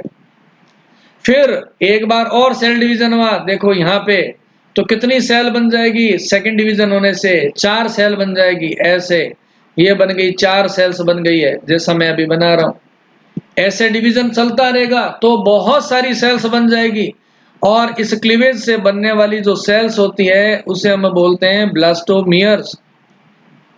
अभी वो पॉइंट नहीं आया जिसको मैं एक्सप्लेन करना चाह रहा हूं, अब आएगा। हमने कहा in the annelids cleavage is determinative type. ये देखिए लिखा हुआ determinative type. What is the mean of the determination, determination का मतलब होता है निर्धारण करना, फिक्स कर देना। हमने ये डिसाइड कर लिया है, डिटरमाइन कर लिया है कि आज हम पढ़ेंगे, ये डिटर्मिनेशन है, निर्धारण है। इन एनिमल्स में क्या होगा, ये जो सेल्स है इनका फैट भाग्य, इन सेल्स का फैट है वह प्री डिटरमाइंड है। प्री डिटरमाइंड फैट होता है, प्री डिटरमाइंड इसका फैट होता है। यानी कौन सी सेल से कौन सा बॉडी पार्ट बनेगा वो पहले से ही डिसाइड हो चुका है, प्री डिसाइडेड है। अगर मैं इस कंडीशन में क्या करूं, मान लेते हैं मैंने इस एक पर्टिकुलर सेल है उसको कर दिया, मैंने डैमेज कर दिया, मैंने एक सेल को क्या कर दिया है, डैमेज कर दिया, तो उससे क्या होगा, इस सेल से जो स्ट्रक्चर बनने वाली थी वो स्ट्रक्चर है नहीं बनेगी, नॉट डेवलप्ड। और ऐसी कंडीशन में क्या होगा, एनिमल का कंप्लीट डेवलपमेंट नहीं होगा। The cell which is specified for a particular development, अगर हम उस पर्टिकुलर एक सेल को हटा देंगे उस पर्टिकुलर सेल को, तो उस सेल से बनने वाले जो भी स्ट्रक्चर्स होगी आफ्टर द ऑन्टोजेनिक डेवलपमेंट वो नहीं बनेगी इसको। यानी कि इस सेल का जो फैट है, यानी इस सेल से क्या बनेगा वो पहले से डिटरमाइंड है, इसीलिए हम इसको क्या बोलते हैं, डिटर्मिनेटिव क्लीवेज बोलते हैं। हमारे अंदर ऐसा नहीं होता है, ह्यूमन बीइंग में होता है रेगुलेटरी डेवलपमेंट, उसको हम यहाँ पर डिस्क्राइब नहीं करेंगे वरना डेवलपमेंट और बायोलॉजी में एंट्री कर जाएंगे। फिर बात आता है डेवलपमेंट कैसा होता है। There are 2 kinds of the development, first is the direct development and other is the indirect development. Simple सी बात, अगर लार्वा नहीं बनता है, अगर हम कहते हैं किसी के ऑन्टोजेनिक डेवलपमेंट के दौरान लार्वा नहीं बनता है तो हम उसे कहते हैं डायरेक्ट डेवलपमेंट, और लार्वा बनता है तो इनडायरेक्ट डेवलपमेंट। जैसा कि नेरीज के एनिमल्स में क्या होता है, ट्रोकोफोर लार्वा बनता है, इसलिए हम कहते हैं इनडायरेक्ट। तो एग्जाम में अगर पूछ ले कि एनेलिडा में कौन सा होता है तो हम कहेंगे दोनों, डायरेक्ट और इनडायरेक्ट। डायरेक्ट का एग्जांपल है अर्थवर्म और इनडायरेक्ट का एग्जांपल होता है नेरीज। ये शॉर्ट क्वेश्चंस आते रहता है, इनको समझना बहुत जरूरी होता है। ये देखो यहाँ पर मैंने फिगर बना रखा है ट्रोकोफोर लार्वा का, ये ऐसे, ये देखो ये ट्रोकोफोर लार्वा है, एनेलिडा में होता है। इसके स्ट्रक्चर को आप देखें, सबसे ऊपर देखिए क्या है, छोटे छोटे सीलिया बने हुए हैं, इसको हम कहते हैं एपिकल टफ्ट। टफ्ट का मतलब होता है गुच्छा होता है, सीलिया का एक गुच्छा बना हुआ है। यहाँ पर एक होती है इसकी आई स्पॉट, जो कि इसका आगे चल के फोटो रिसेप्टर ऑर्गन बनेगा, आई स्पॉट। ये है इस लार्वा का माउथ है, यहाँ पर देखेंगे आप ये एंट्री है इसके। और ये वाली जो स्ट्रक्चर बीच में, ये क्या है, इसकी एलिमेंट्री कैनाल है, एलिमेंट्री कैनाल का पार्ट है। तो इसमें तो आपको केवल और केवल स्ट्रक्चर को जैसा लिखा हुआ है उसी से आपको समझ लेना है डायग्राम के अनुसार। नेक्स्ट देखिए, सेंस ऑर्गन। संवेदी अंग कौन से होते हैं अर्थवर्म के अंदर? अर्थवर्म नहीं कैसे, सारे एनिमल्स की बात कर रहे हैं अपने, तो चाहे नेरीज हो, चाहे वो लीच हो, और या अर्थवर्म हो, उन सभी की बात कर रहे हैं। देखो पहला वर्ड आ रहा है टेंटेकल्स। इसमें कुछ ज्यादा समझाना नहीं है, ये तो आपको पढ़ना ही पड़ेगा। टेंटेकल्स, पेयर्ड टेंटेकल्स होते हैं। टेक्टाइल ऑर्गन्स, पेयर्ड होती हैं ये स्ट्रक्चर। कैसी हो रही है, यहाँ पर देखो, ये मैंने साइड में क्या बना रखा है, ये वाली स्ट्रक्चर नेरीज, देखो मैं नाम लिख रहा हूँ, वहां पे फोकस करो। यहाँ पे ये कौन सा नेरीज एनिमल है? इस नेरीज में देखो पहली स्ट्रक्चर मैंने क्या बनाई है, एंटीना। ये होते हैं one pair antenna, tactile organ के रूप में काम करते हैं। उसके बाद देखो इसके नीचे मैंने क्या लिखा, पेल्प। ये वाले पेल्प है, पेल्प है पेयर्ड, यानी कि एक जोड़ी होते हैं, फीडिंग में हेल्प करते हैं, भोजन को पकड़ना, जैसे हमारे हाथ होते हैं वैसे ये पेल्प है, फूड को पकड़ने में हेल्प करते हैं। और ये टच की सेंसिबिलिटी के लिए भी होते हैं और टेस्ट का काम भी करते हैं। तो ये बहुत सारे इसके फंक्शन है। तीसरा देखें कौन सा है, सिराई। टेक्टाइल ऑर्गन होता है सिराई, ये नेरिज की बैक साइड में होता है, पोस्टीरियर एंड पे, एनस के पास। फिर वेरी इंपॉर्टेंट आ रहा है नुक्कल ऑर्गन। ये जो नुक्कल ऑर्गन होता है ये कीमो रिसेप्टिव ऑर्गन होता है। कीमो रिसेप्टिव, नाम खुद देखो ना, कीमो का मतलब होता है केमिकल, रिसेप्टिव का मतलब होता है रिसेप्शन, यानी कि ये अपने एनवायरनमेंट के अंदर केमिकल टेस्टिंग करते हैं पानी आदि की। और ये कहाँ रहते हैं, एट फर्स्ट सेगमेंट। ये इसका, ये नुकल ऑर्गन कहाँ रहता है, ये रहता है फर्स्ट सेगमेंट में। ये देखो यहाँ पे मैं निशान लगा देता हूँ, आप समझ जाएंगे बॉडी में कहाँ पर है। ये देखो नुकल ऑर्गन है, ये वाला है ना, अंडर द पेरिस्टोमियम, यहाँ पर रहते हैं। नुकल ऑर्गन की पोजीशन यहाँ पर होती है। ये केमिकल टेस्टिंग का काम करते हैं। ये है रिप्रोडक्शन की बात, एनेलिडा में रिप्रोडक्शन कैसे होता है, काफी डिटेल आप समझ चुके हैं। और ये है आ गया अब क्लासिफिकेशन, क्लासिफिकेशन ऑफ एनेलिडा। यहाँ पर वेरी इंपॉर्टेंट है, आपको समझना है छोटी छोटी बातों को। बाकी मैं फिर कह रहा हूँ, इस टेबल को समझाने में मैं ज्यादा टाइम नहीं लूंगा, जहां पर वेरी इंपॉर्टेंट है वही पॉइंट, बाकी तो आपको उसमें पढ़ना ही पड़ेगा, बहुत सारी चीजें अपने ऑलरेडी क्लियर हो चुकी है। पहला नाम देखिए वेरी इंपॉर्टेंट आ रहा है, पोलीकीटा। इन एनिमल्स का देखिए नाम को समझ लें पहले। पहला नाम आया पोलीकीटा, ये मैंने लिखा पोलीकीटा। ओके, अब आप कहें पोली का मतलब क्या होता है, पोली का अर्थ होता है मैनी, कीटा, कीटा का मतलब हो गया लुकोमोटरी ऑर्गन्स, कहते हैं आप लुकोमोटरी स्ट्रक्चर्स, लुकोमोटरी स्ट्रक्चर्स है। पोली का मतलब ज्यादा, ज्यादा है तो नाम हो गया पोलीकीटा। और दूसरा नाम कौन सा है, दूसरा नाम है ओलिगोकीटा। अब ओलिगो का मतलब क्या होता है, ओलिगो का अर्थ होता है फ्यू, और कीटा का मतलब यहां पर क्या हुआ, यहां पर हुआ सीटा, जो किसमें होती है, हमने बताया था अभी आपको, अर्थवर्म में लोकोमोशन किससे होता है, सीटा से होता है। तो ये क्या होता है, फ्यू, फ्यू का तात्पर्य है फ्यू सीटा, तो नाम हो गया ओलिगोसीटा या ओलिगोकीटा कहते हैं। सिमिलरली इसके अंदर आ जाए, तीसरी कैटेगरी का क्या बनाई हमने, देखो यहाँ पे तीसरा हमने लिखा है हिरुडिनेरिया, हिरुडीनिया, हिरुडीनिया। हिरुडीनिया वर्ड किससे बना है, मैं से देखो सब चीजें टेबल में लिख रखी है। लैटिन वर्ड है हिरुडो, और हिरुडो को लैटिन में कहते हैं लीच, जोंग, इसलिए नाम पड़ा हिरुडिनेरिया। नेक्स्ट एरक्निडा, आर्क का मतलब होता है फर्स्ट, और एनेलिडा, एनेलिडा है ही। अब देखो यहाँ पे पैरापोडिया, पोलीकीटा में मूवमेंट किससे होता है, पैरापोडिया से होता है, मैं समझा चुका हूं, बहुत सारे होते हैं। ओलिगोकीटा में पैरापोडिया एब्सेंट होते हैं। फिर क्या होता है इनमें, पैरापोडिया नहीं है तो इनमें होता है सीटा, ये मैंने आपको पहले समझा दिया स्ट्रक्चर को भी। हिरुडीनिया में लोकोमोशन किससे होता है, वो मैंने पहले ही बताया था, ऑलरेडी पहले आ चुका है। सकर्स, चूसक, इसकी सहायता से लोकोमोशन होता है। ओलिगोकीटा जैसे कि अर्थवर्म होता है, बॉडी में सेगमेंट होता है 100 से 120 तक होता है, फिक्स नंबर नहीं है, 100 से 120। लेकिन आप हिरुडीनिया में देखो क्या लिखा है, 33 फिक्स्ड सेगमेंट है। और इसके सेगमेंट्स होते हैं, पहले वाले 5, उसमें 5 पेयर्स ऑफ आईज होती है, ठीक है। और एरक्निडा में दोनों एब्सेंट है, सीटा भी नहीं होता है, पैरापोडिया भी नहीं होता है। तो ये मैंने कुछ आपको इसमें डिफरेंस बता रखे हैं, इस टेबल को आपको पढ़ना है और कुछ भी नहीं करना है, इसमें ज्यादा एक्सप्लेन करने की बात है नहीं, तो टाइम अपने नहीं लगाएंगे। ये आगे एग्जांपल्स है, एग्जांपल्स ऑफ द एनेलिडा। इसमें देखो आप पहला एग्जांपल क्या है, नेरीज, नेरीज की मैंने स्ट्रक्चर आपको समझा दी थी, नेरीज की मैंने स्ट्रक्चर आपको समझा चुका हूँ। इस नेरीज को बोलते हैं कॉमन नेम। अब ये देखो, ये आपको रटना ही पड़ेगा और कोई इलाज नहीं है कि नेरीज को क्या बोलते हैं, रैग वर्म बोलते हैं या क्लाम वर्म बोलते हैं, सैंड वर्म कहते हैं, ये तो आपको याद ही करना पड़ेगा। अर्थवर्म का नाम है साइंटिफिक फेरिटीमा पोस्थुमा, इंडियन अर्थवर्म होता है, ये एग्जांपल है। तो ऐसे डिफरेंट डिफरेंट एग्जांपल्स है जिसके मैं साइड में यहाँ पर आप आगे मैंने इसके फोटो लगा रखे हैं, उसमें समझ लेंगे। एफ्रोडाइट सी माउस कहते हैं, चूहे के समान दिखाई देता है।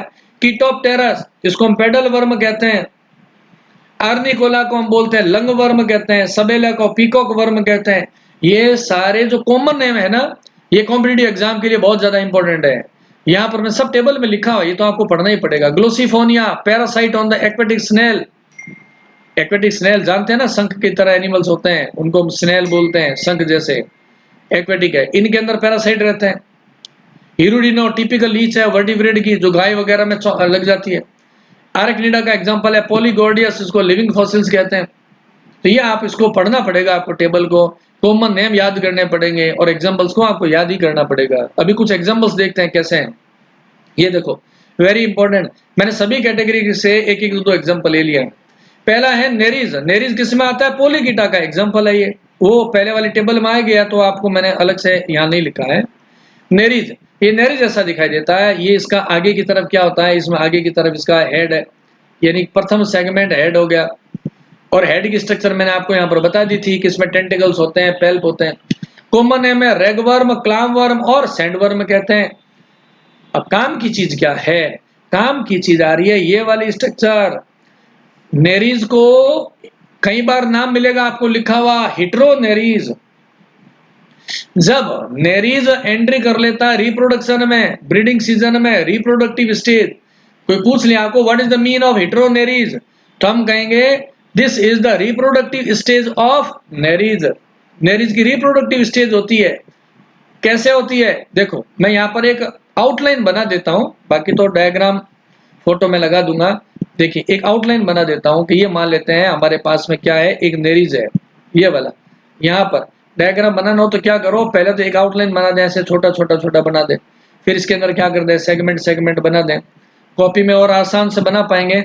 यहाँ पर हम जब स्क्रीन को मैं रिकॉर्डिंग कर रहा हूँ उस समय तो ये थोड़ा सा टिपिकल भी रहता है डायग्राम्स को बनाना, फिर भी अपने कोशिश कर लेते हैं कि डायग्राम में वो थोड़े सही से बन जाए। ये मान लेते हैं कि नेरीज है, ठीक है। और यहाँ पे मैं इसके पैरापोडिया थोड़ा सा बना देता हूँ आपको डिटेल के लिए, तो मैं एक पिक्चर इसके साथ में लगा दूंगा। यहाँ पे क्या होगा, जब ब्रीडिंग सीजन होगा तो ब्रीडिंग सीजन में क्या होगा, इसके ब्रीडिंग सीजन में इसका जो एंटीरियर पार्ट है ना, ये वाला एंटीरियर पार्ट, इस एंटीरियर पार्ट को हम कहते हैं एटॉक बोलते हैं, एटॉक। ये एंटॉक पार्ट है, ये एसेक्सुअल पार्ट है, इसको हम क्या बोलते हैं, एसेक्सुअल पार्ट है ये बॉडी का। और इसके नीचे का ये जो पार्ट है इसे हम कहते हैं एपिटॉक, इसे बोलते हैं हम एपिटॉक बोलते हैं। और ये क्या होता है, ये इसका सेक्सुअल पार्ट है। कहने की बात यह है कि जब ब्रीडिंग सीजन आता है तो नेरीज की जो बॉडी है वह दो भागों में डिफरेंशिएटेड हो जाती है, दो भागों में डिफरेंशिएटेड हो जाती है। हिट्रो, हिट्रो का मतलब क्या होता है, हिट्रो का मतलब होता है डिफरेंट, यानी कि हिंदी में कहते हैं विषम, डिफरेंट। नेरीज, एक ही एनिमल का जो शरीर है उसमें डिफरेंशिएशन हो गया, एक पार्ट इसका बन गया कौन सा, एक बन गया एसेक्सुअल पार्ट, दूसरा बन गया सेक्सुअल पार्ट, इसीलिए इसका नाम रखा हुआ हिट्रोनेरीज कहते हैं। तो ये छोटे छोटे वर्ड ध्यान रखिएगा, एपिटॉक और एटॉक क्या है। और ये जो प्रोसीजर होता है जिससे ये डिफरेंशिएशन होता है उससे हम कहते हैं एपिटोकी बोलते हैं। ये प्रैक्टिकल में भी आपके आते हैं इसलिए इंपॉर्टेंट होता है। चलिए उसके बाद देखिए सेकंड, कीटोप्टेरस, इसको पर्चमेंट वर्म भी बोलते हैं, पेडल वर्म भी बोलते हैं, मैराइन पोलीकीटा का एग्जांपल है। थर्ड एग्जांपल एफ्रोडाइट, ये भी पोलीकीटा का है, टेबल में मैं बता चुका हूं, नाम आपको याद करना पड़ेगा, commonly called as the sea mouse. Earthworm हो गया, साइंटिफिक नेम है फेरिटीमा पोस्थुमा, किसान का मित्र कहते हैं। और ये साइड के अंदर मैंने क्या लिखा है, ये वाला है लीच, जिसको हम हिरुडीनिया कहते हैं। और हिरुडीनिया में आपको मैंने पहले से बता दिया कि आगे की ओर तो क्या होते हैं, इसमें सकर्स होते हैं। ये वाला जो पार्ट है ये सकर का पार्ट होता है, पोस्टीरियर सकर है मोटा सा। ये कुछ इसके एग्जांपल्स हैं।